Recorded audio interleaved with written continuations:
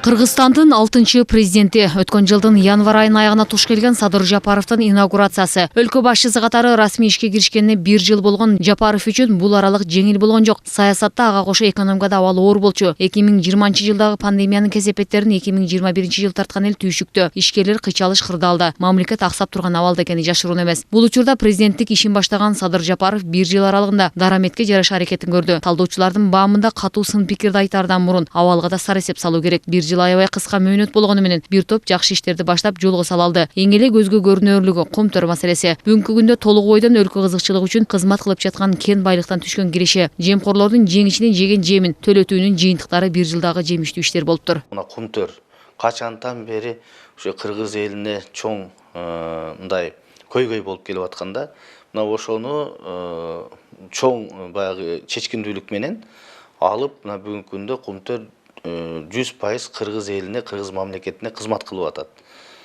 Бул жерде бир жактуу только плюс да.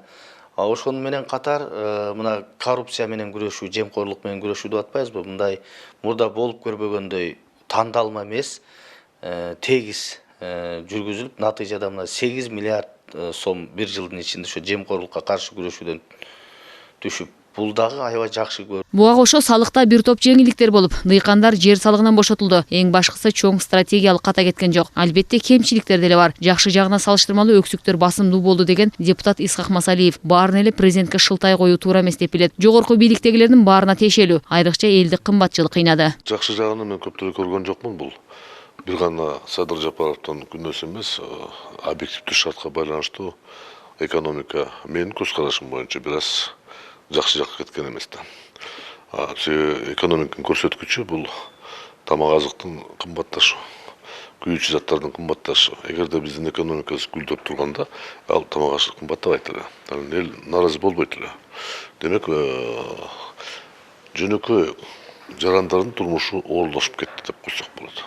Ал эми жеке өзүнүн ишмердүүлүгү тууралуу токтолгон депутат жогорку жооптуу кызматтар аркылуу өлкөнү башкаруу кыйын экендиги белгилүү. Анткени менен ишти тартып кетет деген үмүтү чоң болчу экен. Тилекке каршы аткарган иши көңүлгө толбоду дейт. Оор мезгилде өлкө башына келген Садыр Жапаровдун ишинин алгачкы жылында эле 4 шайлоо болду. Негизинен саясатта бараандуу көптөгөн окуялар орун алды. Анткени менен экономиканы алга сүрүү, элдин жашоосун жакшыртуу милдети бар. Кыргыз-өзбек, кыргыз-венгер фонддору эл аралык деңгээлдеги сүйлөшүүлөрдүн арты менен түзүлдү. Ички экономикага мурунку жылдагы кризистин кесепети тийди деген көз карандысыз талдоочу Ялкун Даутов насыяларын өз учуруна төлөй албай калган ишкерлерге колдоо көрсөтүлгөндүгүн, ипотеканын пайыздык ченеми төмөндөтүлгөндүктөрүн жакшы чечим деп баалайт. Пандемия учурунда көптөрү кредит төлөй албагандарга жеңилдик берилген, 8 миллиардка жакын акча ошого бөлүнгөн. Андан тышкары пандемия учурунда ипотека бизде 8% болгон. Азыр болсо бүгүнкү күндө официалдуу түрдө президенттин жарлыгы менен ипотека 4%. Бул мамлекеттик ипотека.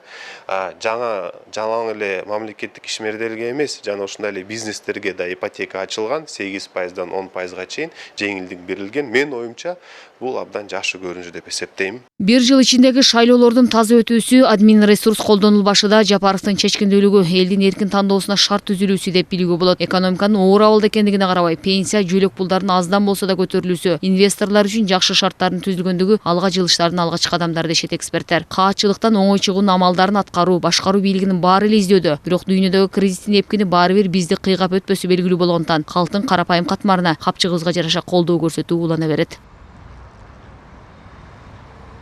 Шекер Сатыбалдиева, Улукбек Сулайманов, Нью ТВ.